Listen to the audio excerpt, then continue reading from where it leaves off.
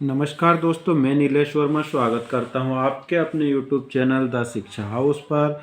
दोस्तों, आज हम चर्चा करेंगे भाव पल्लवन और संक्षिप्तीकरण के ऊपर। भाव पल्लवन क्या होता है, इसको देखेंगे। किसी सुगठित एवं गुम्फित विचार अथवा भाव के विस्तार को पल्लवन कहते हैं।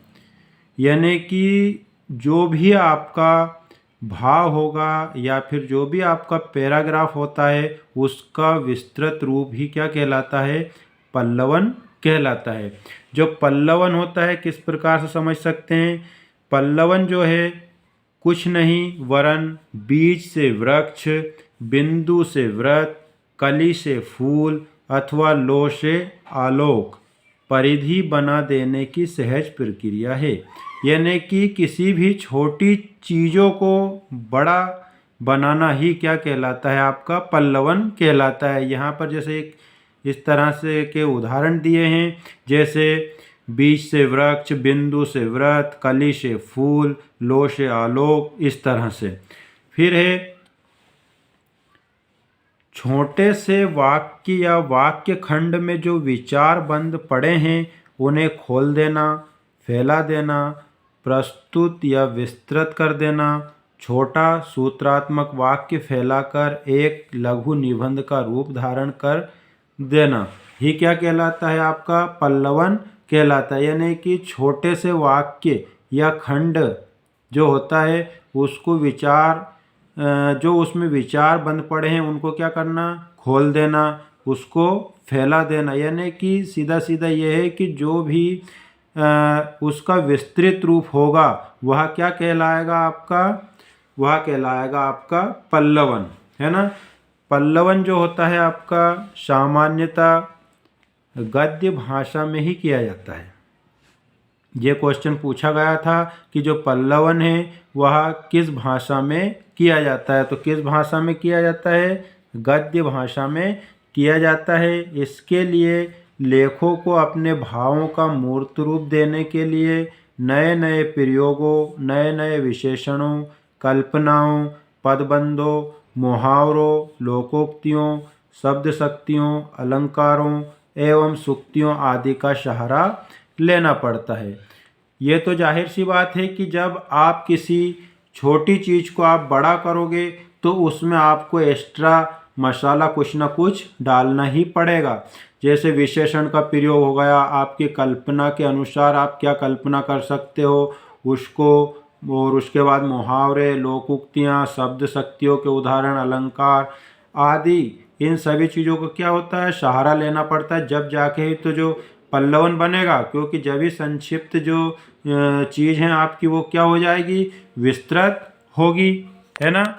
इसके बाद आता है, एक सेकेंड,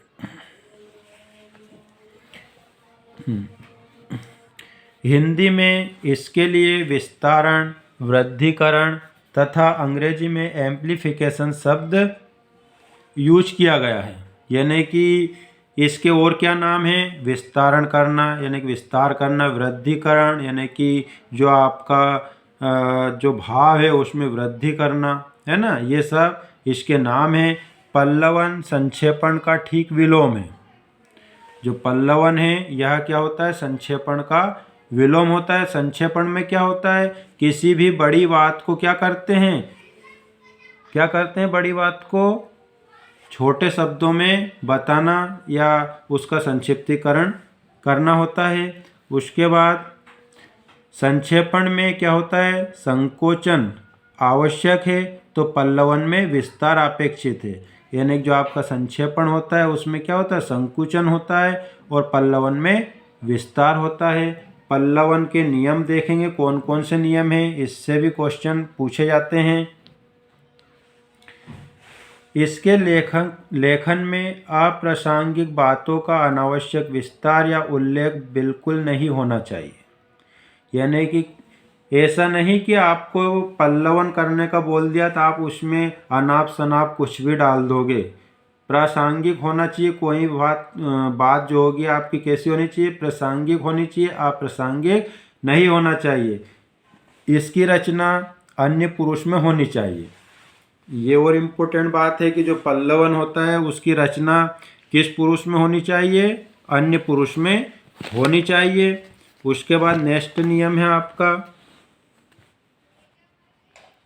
यह जो होता है व्यास शैली का होना चाहिए, समास शैली का नहीं। व्यास का मतलब क्या होता है, फैलाव, और समास शैली का मतलब होता है संक्षेपण, है ना। अतः इसमें बातों को विस्तार से लिखने का अभ्यास किया जाना चाहिए। यानी कि इसमें कौन सी शैली का प्रयोग होगा, व्यास शैली का, और समास शैली का प्रयोग नहीं होगा। इसमें लेखक को मूल तथा गौण भाव या विचार की टीका टिप्पणी और आलोचना नहीं करनी चाहिए। यानी कि इसमें क्या नहीं करना चाहिए लेखक को, इसमें जो आपका मूल भाव है उसको गौण भाव या विचारों के ऊपर टीका टिप्पणी या आलोचना नहीं करना चाहिए। नेक्स्ट है आपका, अलंकृत भाषा लिखने की चेष्टा न करना ही श्रेयस्कर है। अलंकृत भाषा मतलब क्या होता है, यानी कि आप इस तरह से बोल सकते हो, जटिल भाषा जो होती है, डिफ़िकल्ट, उसकी चेष्टा नहीं करना चाहिए या इसका उपयोग नहीं करना चाहिए। भाव और भाषा की अभिव्यक्ति की में पूरी स्पष्टता, मौलिकता और सरलता होनी चाहिए। जो आपकी भाषा है वह स्पष्ट होनी चाहिए, मौलिक होना चाहिए और सरल होना चाहिए। वाक्य छोटे छोटे और भाषा अत्यंत सरल होना चाहिए। नेक्स्ट नियम क्या है आपका, अर्थ अथवा विचार का विस्तार करते समय उसकी पुष्टि में जहाँ तहाँ ऊपर से कुछ उदाहरण और तथ्य भी दिए जा सकते हैं। यानी कि जब आप किसी संदर्भ का अर्थ निकालेंगे या उस पर विचार करेंगे तो उसमें आप क्या कर सकते हैं, कुछ उदाहरण दे सकते हो, है ना। उसके बाद है आपका नेक्स्ट नियम, मूल और गौण विचारों को समझ लेने के बाद एक एक कर सभी निहित विचारों को एक एक अनुच्छेद में लिखना आरंभ कीजिए ताकि कोई भी भाव अथवा विस्तार छूटे ना। और हमें इस बात का ध्यान भी अवश्य रखना है कि इसमें कोई महत्वपूर्ण बात ना छूट जाए। नेक्स्ट नियम है आपका, जो मूल विचार हैं आपके, मूल विचार अथवा भाव के नीचे दबे अन्य सहायक विचारों को समझने की चेष्टा करना पड़ती है। यानी कि इसमें क्या होता है, जो मूल विचार हैं आपके या भाव हैं उनको क्या समझने की चेष्टा करनी पड़ेगी आपको, क्योंकि जब भी तो आप क्या करोगे, उनका विस्तार कर पाओगे। अगर आप समझ नहीं पाओगे तो आप उसका विस्तार नहीं कर पाओगे। नेक्स्ट है आपका, पल्लवन के लिए मूल अवतरण के वाक्य, सूक्ति, लोकोक्ति अथवा कहावत को ध्यानपूर्वक पढ़िए ताकि मूल के संक्षेपण भाव अच्छी तरह समझ में आ जाए। नेक्स्ट है आपका, पल्लवन की व्याख्या, पल्लवन व्याख्या और भावार्थ। ये क्या है, देखो आप इसको, जो पल्लवन है या व्याख्या, दोनों में सन्निहित भाव अथवा विचार का विस्तार होता है। यानी कि जो आपका पल्लवन होता है और जो व्याख्या होती है, दोनों में ही जो भाव होते हैं, जो भाव निहित होते हैं, उनका विस्तार होता है। किंतु इनमें भी अंतर है, वो क्या है, पल्लवन में जहाँ केवल निहित भाव का विस्तार होता है, वहाँ व्याख्या में प्रसंग निर्देश के साथ आलोचना तथा टीका टिप्पणी के लिए भी स्थान सुरक्षित है। यह छूट पल्लवन में नहीं है। अभी हमने पीछे क्या पढ़ा है कि जो आपका पल्लवन होगा उसमें आलोचना और टीका टिप्पणी की जगह नहीं है, जबकि जो आपकी व्याख्या है उसमें आप टीका टिप्पणी भी कर सकते हो, आलोचना भी कर सकते हो। यह इसमें मुख्य अंतर है, क्योंकि विस्तार दोनों में है, पल्लवन में भी विस्तार होगा और व्याख्या में भी विस्तार होगा। लेकिन जो आपकी व्याख्या रहेगी इसमें टीका टिप्पणी और आलोचना की आपको छूट दी रहती है, लेकिन जो आपका पल्लवन होता है उसमें आलोचना और टीका टिप्पणी की छूट नहीं दी रहती है। जो पल्लवन है आपका, पल्लवन और भावार्थ दोनों में मूल भाव स्पष्ट किया जाता है, किंतु भावार्थ में भाव विस्तार की एक सीमा होती है। यानी कि कहने का मतलब यह है कि हमने जो पल्लवन, व्याख्या और भावार्थ इन तीनों चीज़ों को देखा। तीनों में ही विस्तार है आपका, है ना। पल्लवन जो होता है उसमें टीका टिप्पणी और आलोचना नहीं होती है। व्याख्या में टीका टिप्पणी और आलोचना आप कर सकते हो। और जो आपका भावार्थ होता है उसमें आप जो भाव का जो विस्तार करोगे उसकी एक निश्चित सीमा होती है, लेकिन पल्लवन में ऐसा कुछ नहीं है। तो ये इन तीनों में बहुत ही इम्पोर्टेंट अंतर है। उसके बाद हम पढ़ेंगे अब संक्षेपण। संक्षेपण क्या है? किसी विस्तृत विवरण, सविस्तार व्याख्या, वक्तव्य, पत्र व्यवहार या लेख के तथ्यों और निर्देशों के ऐसे संयोजन को संक्षेपण कहते हैं जिसमें अप्रासंगिक, असंबद्ध, पुनरावृत्त, अनावश्यक बातों का त्याग और सभी अनिवार्य, उपयोगी तथा मूल तथ्यों का प्रभावपूर्ण संक्षिप्ति संकलन हो। यानी कि संक्षेपण का यहाँ कहने का मतलब ये है कि इसमें अप्रासंगिक बातें ना हो, पुनरावृत्ति ना हो और अनावश्यक बातें ना हो, और जो मूल तथ्य है आपका उसमें प्रभावपूर्ण संक्षिप्ति हो।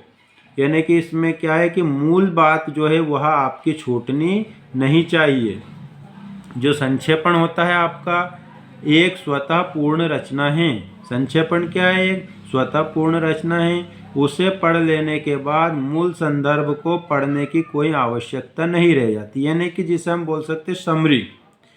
आपने मान लिया 4-5 पेज पढ़ लिए और उसके बाद में क्या हुआ कि आपने उसको 15 या 20 लाइन में उसकी पूरी समरी कर दी। तो उस जो समरी है आपकी उसमें क्या है कि कोई भी मूल बात छूटनी नहीं चाहिए। जैसे कि आप कहीं थिएटर में मूवी देखने के लिए गए, तो वहाँ पर जब आपका दोस्त मिलता है और जब आपसे पूछता है कि भैया मूवी में क्या क्या हुआ, तो आप उसको बोलने में आप 3 घंटे नहीं लगाओगे।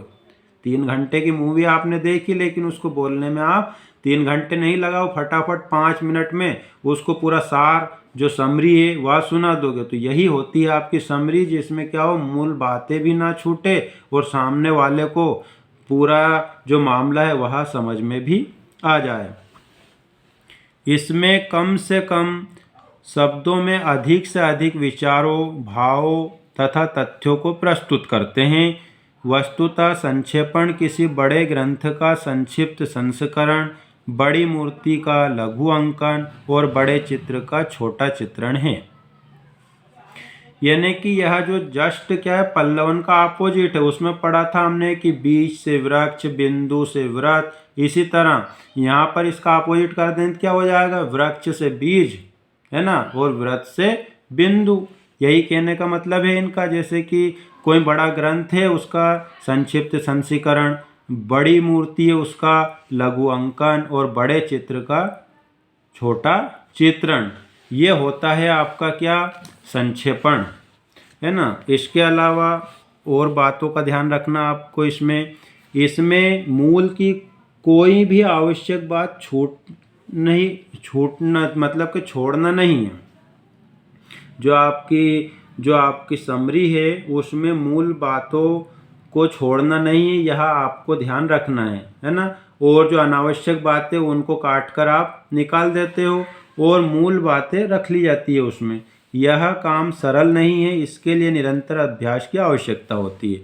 तो सही बात है ये। यानी कि जब आप किसी पैरा को अच्छे से समझोगे, पढ़ोगे, तभी आप उसकी समरी बना सकते हो, नहीं तो नहीं बना सकते हो। तो ना तो देखो पल्लवन का काम इजी है और ना ही संक्षेपण का काम इजी है, क्योंकि संक्षेपण जो होता है उसमें आपको गहन अध्ययन होना चाहिए, तभी आप उसका संक्षेपण कर सकते हो।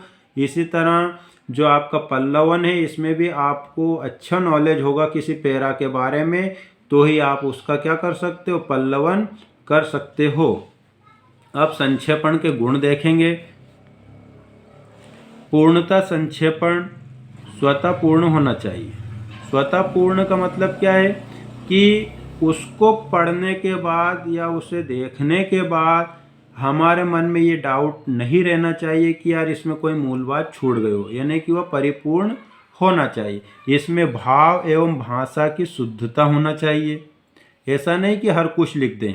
इसमें भाव एवं भाषा का प्रवाह एक आवश्यक गुण है। भाषा प्रवाहपूर्ण एवं भाव क्रमबद्ध हो, यानी कि इसमें भाषा भी आपकी प्रवाहपूर्ण होना चाहिए और जो आपका भाव है वह भी क्रमबद्ध होना चाहिए। नहीं तो आपने ये है कि जैसे एग्जाम्पल के राम जाता है, वो लकड़ी काट कर भाग जाता है। अब इसके बीच में क्या हुआ, इसकी एक कड़ी बाई कड़ी आपको जोड़ना आना चाहिए, तभी आप उसको समझ पाओगे। तो यही कहने का मतलब है कि उसमें क्रमबद्धता भी होना चाहिए। इसमें परोक्ष कथन सर्वत्र अन्य पुरुष में होना चाहिए। जो आपका जो कथन होगा वह किस पुरुष में होगा, अन्य पुरुष में होगा। जैसे सोनू ने कहा मैं खाता हूँ, सोनू ने कहा मैं खाता हूँ, ये आपका प्रत्यक्ष वाक्य है। इसमें सोनू ने कहा कि मैं खाता हूँ, यह आपका परोक्ष वाक्य है। यानी कि इसमें जो आपका जो की जो शब्द है यह हट गया है। प्रत्यक्ष में क्या होगा, डायरेक्ट बोल रहा है। परोक्ष में सोनू ने कहा कि मैं खाता हूँ, सोनू ने कहा कि मैं खाता हूँ, यानी कि आप किसी दूसरे बंदे से बोल रहे हो। यहाँ पर क्या है कि सोनू ने कहा मैं खाता हूँ, यहाँ पर सोनू खुद बोल रहा है कि मैं खाता हूँ। और जो परोक्ष रूप में होगा वह कोई दूसरा बंदा कहेगा कि सोनू ने कहा कि मैं खाता हूँ। तो आप समझ गए होंगे कि इसमें की से कितना अंतर होता है। जो की जो शब्द लगा है यह वाक्य को परोक्ष बना रहा है, और की हट गया तो यह प्रत्यक्ष बना देता है। नेक्स्ट गुण है इसका संक्षिप्तता, स्पष्टता, क्रमबद्धता। तीनों गुण बहुत जरूरी है। यानी कि संक्षेपण में संक्षिप्तता भी होना चाहिए, स्पष्टता भी होना चाहिए और क्रमबद्धता भी होना चाहिए। जो संक्षेपण है वह क्या हो कि जो आपका पैरा है या पैराग्राफ है वह उसका 1/3 होना चाहिए, यानी तृतीयांश होना चाहिए। नेक्स्ट मूल अवतरण का संक्षेपण ऐसा लिखा जाए जिसके पढ़ने से मूल संदर्भ का अर्थ पूर्णता और सरलता से स्पष्ट हो जाए। इसके ऊपर हम चर्चा कर चुके हैं अभी। इसमें व्यर्थ विशेषण, दृष्टांत, उद्धरण, व्याख्या और वर्णन नहीं होना चाहिए। लंबे लंबे शब्दों और वाक्यों के स्थान पर सामासिक चिन्ह लगाकर उन्हें छोटा बनाना चाहिए। पल्लवन में क्या था कि सामासिक का प्रयोग कम था, मतलब ना के बराबर था, लेकिन संक्षेपण में सामासिक चिन्हों का प्रयोग होना चाहिए। संक्षेपण जो होता है, संक्षेपण के लिए बहुत जरूरी है कि उसकी भाषा सरल और परिष्कृत हो। क्लिष्ट और समास बहुल भाषा का प्रयोग नहीं होना चाहिए। भाषा को किसी भी हालत में अलंकृत नहीं होना चाहिए। यानी कि जो आपकी संक्षेपण की भाषा है वह क्या होनी चाहिए, सरल होना चाहिए और क्लिष्ट नहीं होना चाहिए। यानी कि कठिन शब्दों का प्रयोग नहीं होना चाहिए था। अगर कठिन शब्दों का प्रयोग करोगे तो वह सामने वाले को क्या होगा, समझ में ही नहीं आएगा। इस तरह से ये हमारा भाव पल्लवन और संक्षेपण का टॉपिक समाप्त हुआ। वीडियो देखने के लिए धन्यवाद।